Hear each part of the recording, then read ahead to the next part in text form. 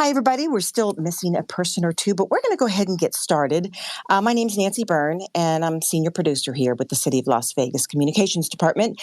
Thank you so much for joining us on Twitter Spaces, our podcast, and, of course, other platforms for our discussion on Fremont Street Experience. Today, Fremont Street Experience drives about 24 million visitors annually to downtown Las Vegas. It covers 5 city blocks with direct access to 8 downtown hotel casinos, one of which is very, very new, as we all know. However, when the space opened in December of 1995, no one was quite sure how this would turn out. There was some opposition and a lot of very interesting ideas besides the canopy, which we will be talking about in just a few minutes. Today, we're going to be joined by experts to talk about how the Fremont Street Experience changed the tourism experience in Las Vegas when it opened. And now, 26 years later, almost to the day, on the 24th of December, it only continues to evolve. Let's start off by introducing our speakers.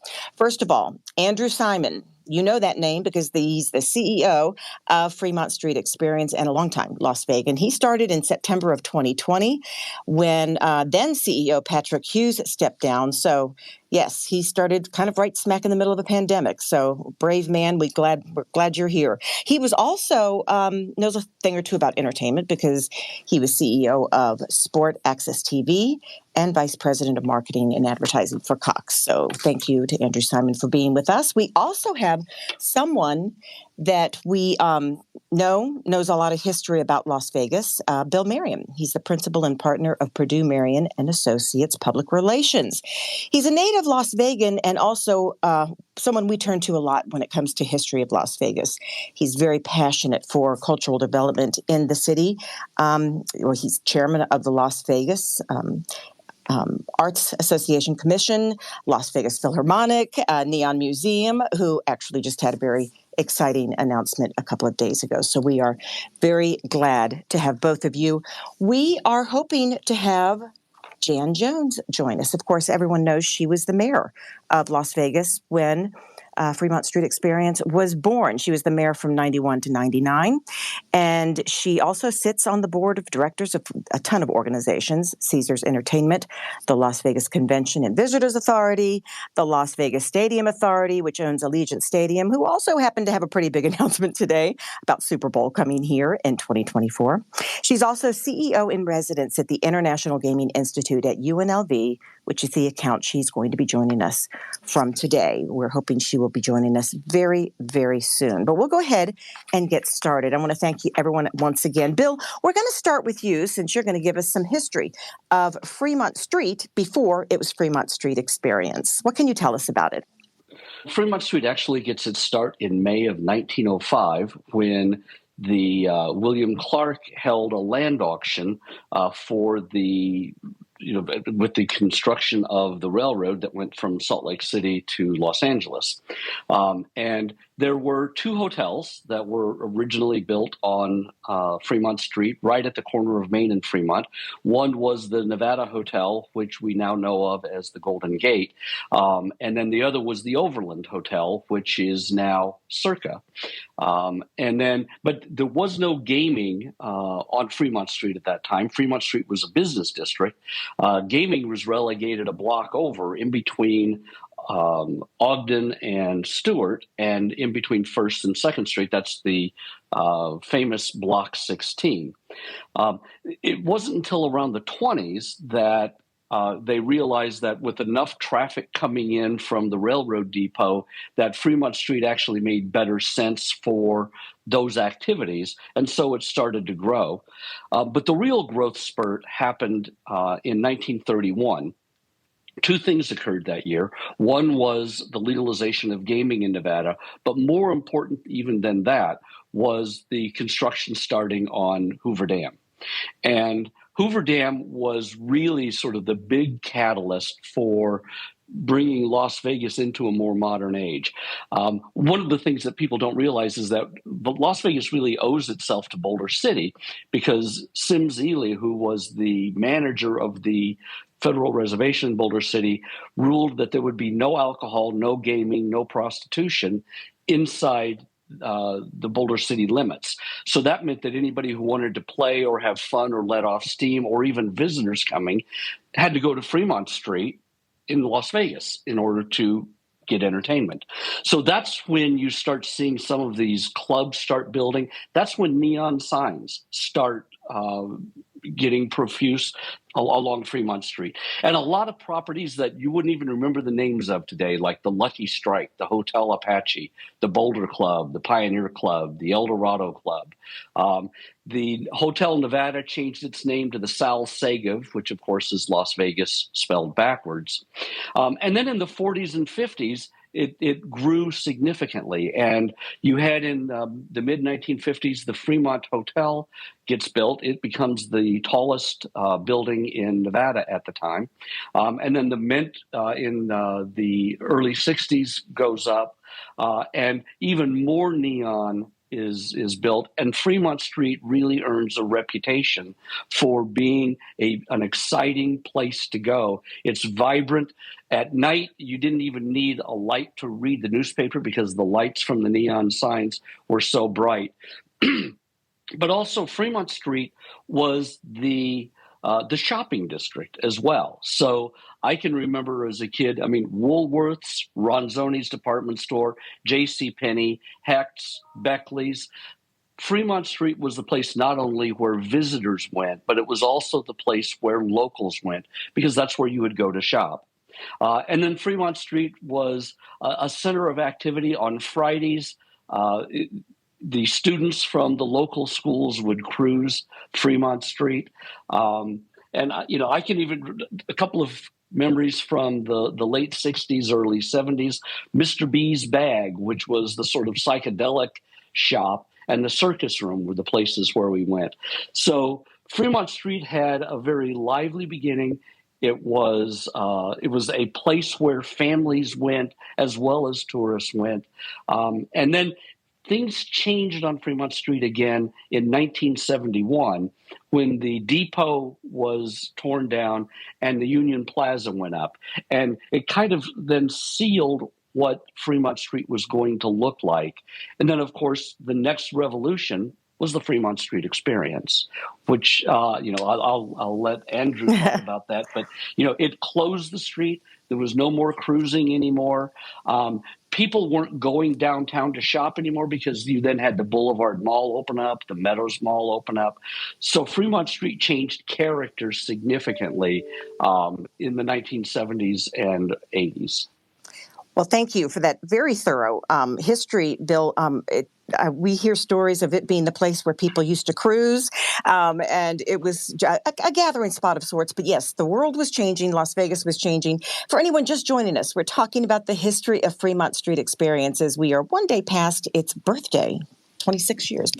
And someone who has joined in is former mayor, Jan Jones.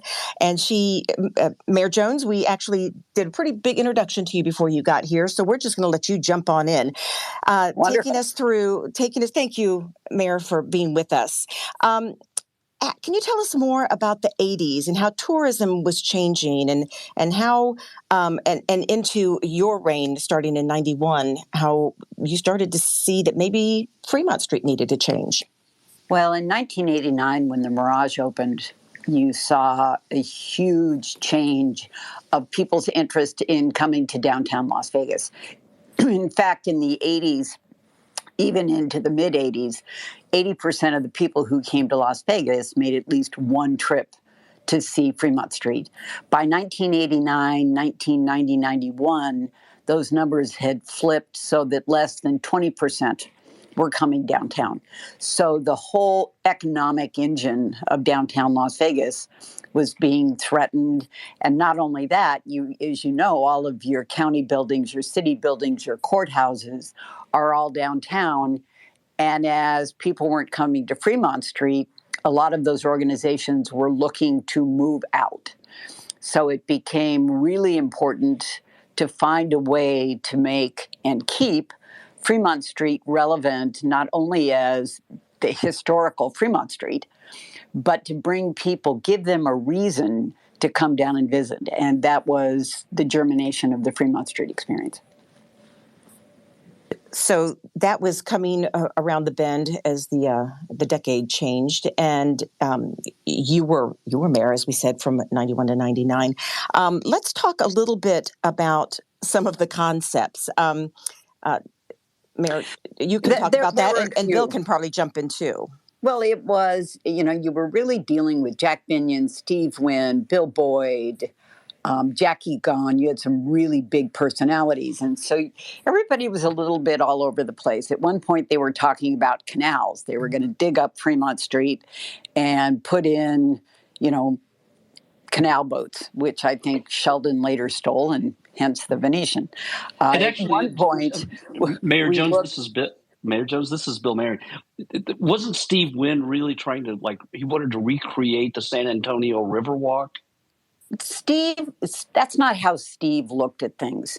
Steve was trying to come up with a concept that would bring people down. He'd figured out with the Mirage that he didn't need to hold people in his properties. He just needed them to stop by. He wanted a reason for people to come downtown. So the Riverwalk was effective. The canals, he thought, you could have singing boatmen. Steve's a consummate entertainer. So he was initially all over the place. At one point, we looked at a Star Trek concept where they build a big Star Trek spaceship and space station. But all of these were thrown away for different reasons. The canals, because not only was it expensive, the whole issue of water gave people cause for concern. You'd have to dig up the entire street, then you couldn't walk on the street. Same thing with Star Trek. You'd come one time, but then why do you come back down? And then Steve, and I do have to give Steve Wynn the credit for this, had the vision and everybody collaborated, and we did a lot of things to make it happen, hired John Jurdy, who Steve used in a lot of his developments. And John came up with the Fremont Street Experience, which in essence created the world's largest casino, because all of the casinos on Fremont Street opened to the street. It was safe because you could really restrict who could be on the street. It could be used as event space or community space, which we still see today. And then he invented this light show, which people take for granted today, but in 1994 or 5 when we opened, a high-tech LED light show, which was spectacular even then. That gave the reason for people to come down to Fremont Street. Multiple reasons. To both see the show, to feel a sense of being a part of it. It was sort of a festive, fun environment. We only had enough money to go the 4 blocks, or we would have gone all the way to the end of Fremont Street, and then the Neonopolis would have been all a part of it. I remember I moved here in 97 and people talking about there was a lot of opposition.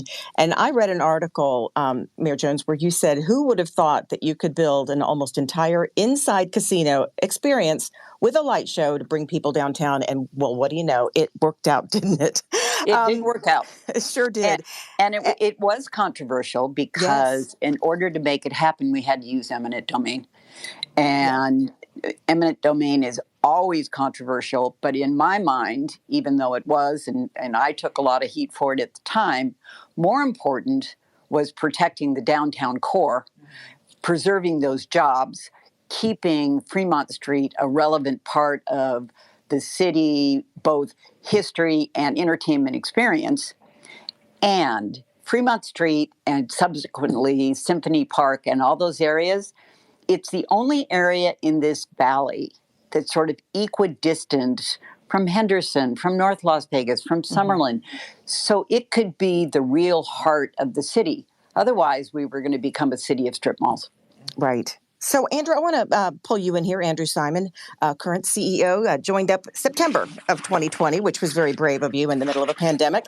As Mayor Jones was talking, that the screen was spectacular when it opened. Recently, there's been a $32 million upgrade.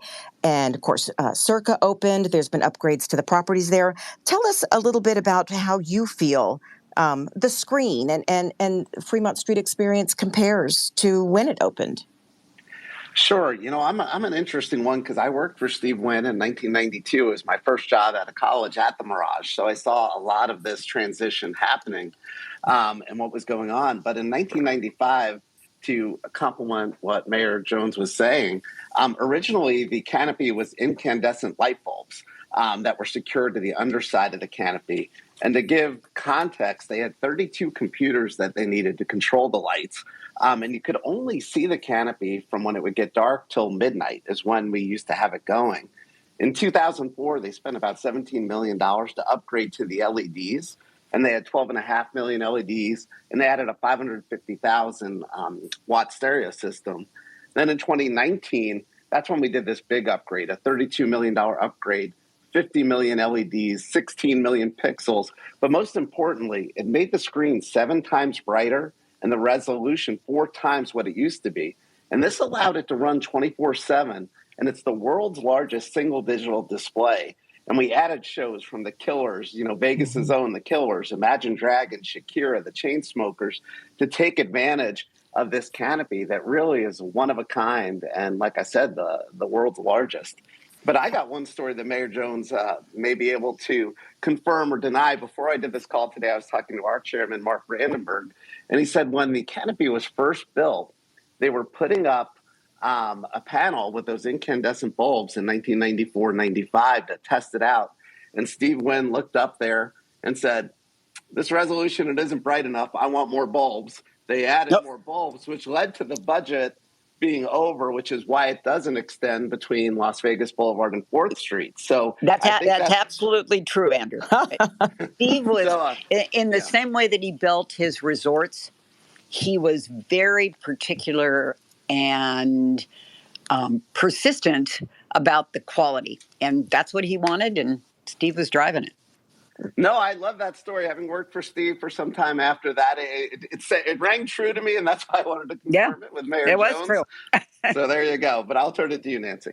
Oh, I was just going to say, not to mention when you're on the ground on Fremont Street Experience, the great shots you can get of the Slotzilla people flying, in front of some of the shows and that kind of thing. It's really a great experience on the ground and in the air now.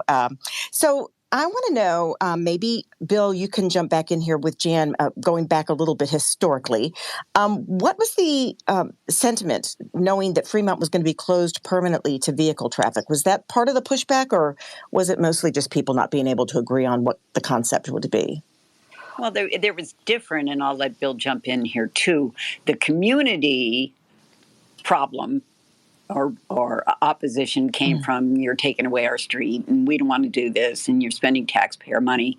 With the downtown casino owners and most of the constituents, they were pretty supportive because we realized we didn't have a choice.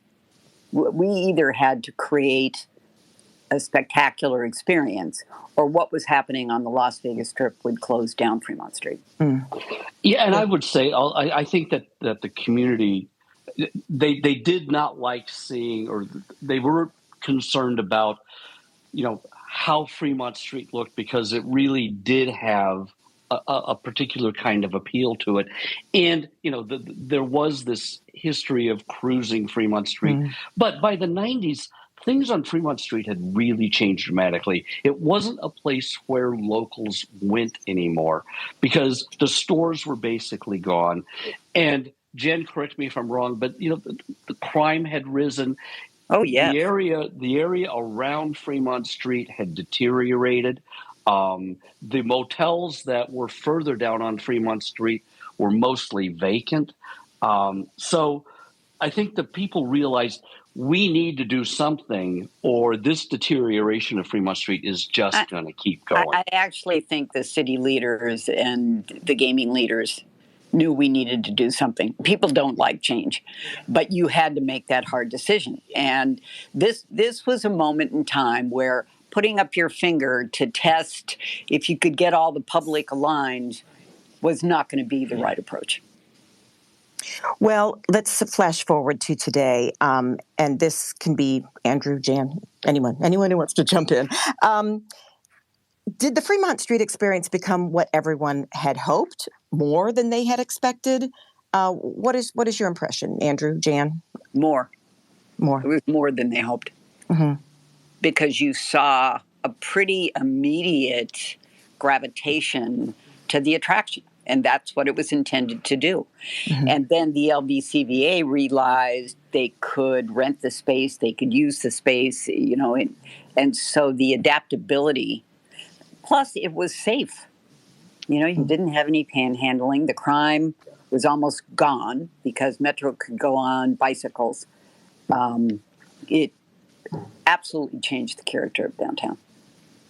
I think also it created, even in the summertime, the beautiful thing about that canopy is it is also a shade structure. Right. And so exactly.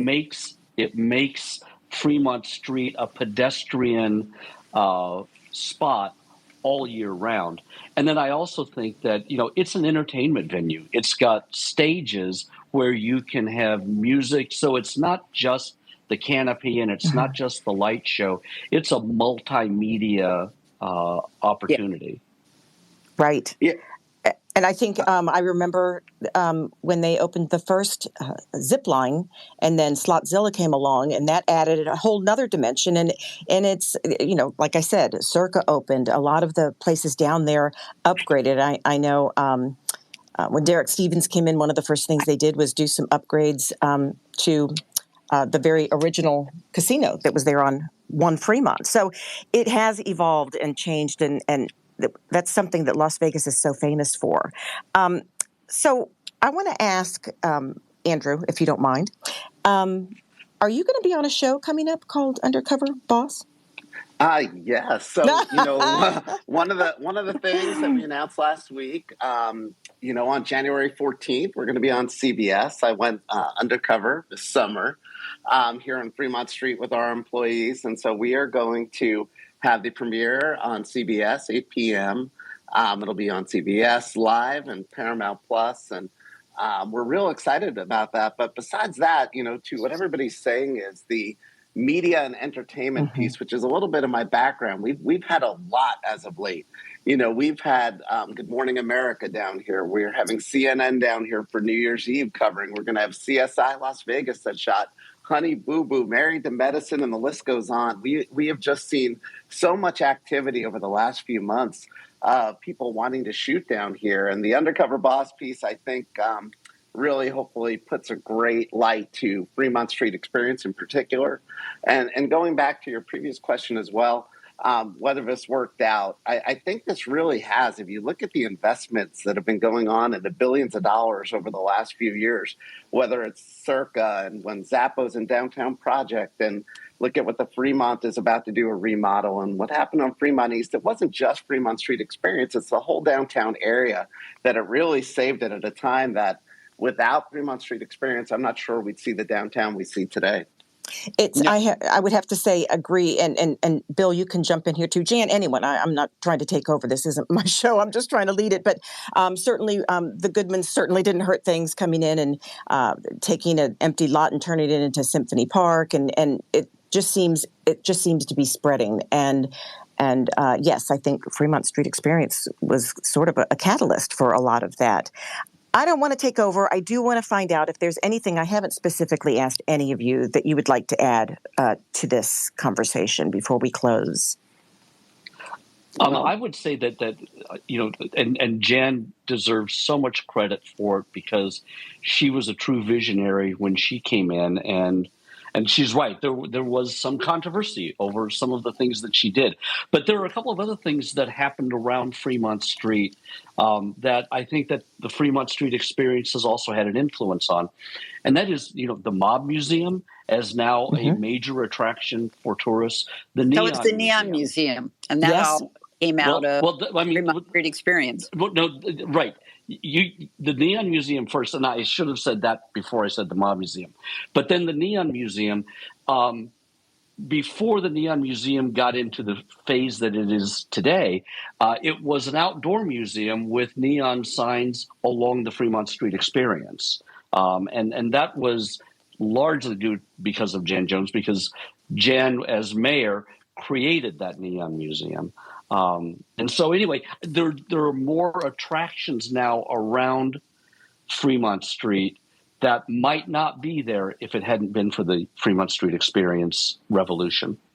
One more thing I would add, Yes. just because we're talking about the timing of the 90s and everything was going on, and because I'm a marketer at heart, to pay homage to that time period on New Year's Eve, this year, and we are an entertainment area that we're throwing a big New Year's Eve bash here on Fremont Street Experience this year with Vanilla Ice, Bobby Brown, Tone Loc, and the Village People, which is, that time period. When this was all going on, we're trying to pay a little respect with the dance party on New Year's Eve down here. But we've really made it such a fun, great area, and it's all due to the efforts of Jan and Bill and everybody else, making this happen. And right now, we're really benefiting and having a great time over here. It's a great time to be in Las Vegas. It has been for many years, and I just admire how leaders such as all of you have helped reinvent this city over and over again. And Mayor Jones, I think, I don't know if you were with us at the very beginning of this discussion, but you were here at a time when people were they stopped coming, and to come up with a concept that redirected tourists and now locals as well to our downtown did nothing but help. And so we appreciate all of you. This was such an interesting discussion. I feel very honored to be part of it. And I want to thank former Mayor Jan Jones. Thank you, Nancy. Yes, thank you. It's so good to talk to you. And Bill Marion and Andrew Simon. And thank you all so much for being part of this. And thanks to everyone who stopped in to listen as well. For more information. Thanks for inviting us. You bet. I appreciate it. And thanks to Jen Davies for producing and helping set this up as well. She went to great lengths to make sure all three of you could be here. So this wraps up our discussion about the history of Fremont Street Experience. If you want more information about this wonderful attraction, you can always visit vegasexperience.com. Thanks again, everybody.